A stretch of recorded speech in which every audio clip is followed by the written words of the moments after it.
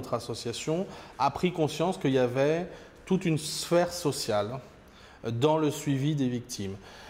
Ça peut être un problème professionnel, ça peut être un problème de surendettement parce que finalement vous gardez un logement mais vous n'avez plus les moyens du fait de, je sais pas, du décès de votre conjoint de le maintenir. Ça peut être des problèmes de garde d'enfants. Et donc on voit bien qu'il faut poser la question sociale au sens large. Et là on est sur un champ d'investigation qui est nouveau. Tout est plus compliqué. Et pourtant, toutes ces personnes veulent reprendre la vie normale. On veut retourner au boulot, on veut revoir les collègues de travail. Mais on peut être dans l'incapacité d'être performant. Moi, au bout de 8 jours, je suis repartie travailler. Je n'étais pas du tout prête à travailler, mais mon mari a très bien vu que si je restais à la maison, je passerais mon temps à dormir. Entre le Prozac et l'Exomil, j'étais complètement dans les vapes. Alors j'étais contente parce qu'au moins je ne pensais pas, c'était bien, mais ce n'était pas une solution. J'ai eu la chance d'avoir un patron qui, dès le départ, m'a mise au travail à la maison. Ensuite, il m'a dit, dès que vous pouvez venir au bureau, vous viendrez au bureau. Je lui disais, oui, mais je ne peux pas marcher. Il m'a dit, mais c'est pas grave, vos collègues viendront vous chercher, vous ramèneront. Donc, j'allais travailler plusieurs heures par jour. Donc, ça aussi, ça m'a fait un bien énorme.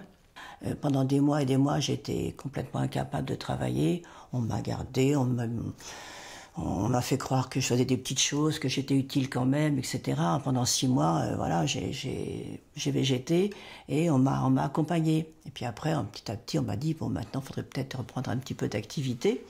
Mais je connais une mère d'une victime, elle était commerciale.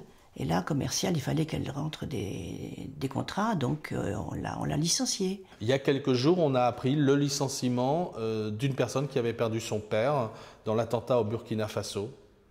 Il a été absent 2 mois, il était en arrêt maladie pendant 2 mois et il a été licencié parce que ses arrêts portaient atteinte au bon fonctionnement de l'entreprise. On peut être chef d'entreprise, on peut être commerçant. On a des commerçants qui ont été affectés, notamment le 13 novembre. C'est une nouvelle difficulté que l'on rencontre de personnes qui perdent leur emploi parce qu'elles ne sont pas en état de le prendre rapidement ou dans un délai raisonnable. Ça va nécessiter une réflexion. Concernant Internet, il y a une vraie préoccupation qui va être de communiquer des noms de famille. Parce qu'aujourd'hui, n'importe quel recruteur va googliser le nom du candidat. Et s'il voit qu'il a été victime de terrorisme, peu ou prou, il dira, voilà, je me méfie parce que ça peut être une personne qui est en fragilité. Donc nous, on attire toujours l'attention, notamment des plus jeunes, sur leur page Facebook, d'être extrêmement prudents sur les informations qu'ils vont donner, parce que c'est des informations qui vont rester ad vitam aeternam sur Internet. Et je crois sans doute qu'il faudrait avoir peut-être un travail avec Google pour justement, là, un droit à l'oubli. Nous identifions aujourd'hui des difficultés de cette nature et nous allons devoir y apporter des réponses pour éviter que ça se reproduise effectivement, que les employeurs aient, si on peut dire, une interdiction, qu'il y ait quelque chose par rapport à l'emploi qui puisse faire en sorte que la victime de l'attentat bénéficie d'un temps, si on peut dire, pour se reconstruire. Il serait important effectivement que les gens qui subissent, qui sont victimes d'un attentat, puissent, pendant un délai, 6 mois, 1 an, je ne sais pas, conserver leur emploi effectivement, parce que ça doit être dramatique. En plus, on a déjà assez de mal à se reconstruire. Si en plus on perd son emploi, ça ajoute terriblement de problèmes. Et alors bien évidemment, pour les attentats du 13 novembre, on a une très grande inquiétude pour tous ces blessés graves qui ne vont plus pouvoir exercer demain le métier qu'ils exerçaient. Donc là, il y a un rôle qui est à jouer, notamment je pense que le secrétaire d'État à l'aide aux victimes va nous aider à le jouer.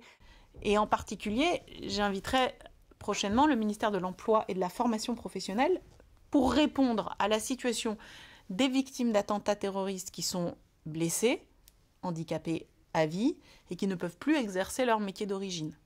Pour celles-ci, il faut des formations adaptées. On alerte les pouvoirs publics là-dessus, parce qu'il y a toujours quand même derrière tout ça cette idée que si la victime va dans un déclassement social, c'est une victoire pour nous posthume des terroristes. Il faut clairement avoir cette idée que si un enfant est entravé dans ses études parce qu'il a perdu son père, si une personne va tomber dans une précarité qu'elle soit financière, sociale ou même affective, c'est une victoire posthume des terroristes.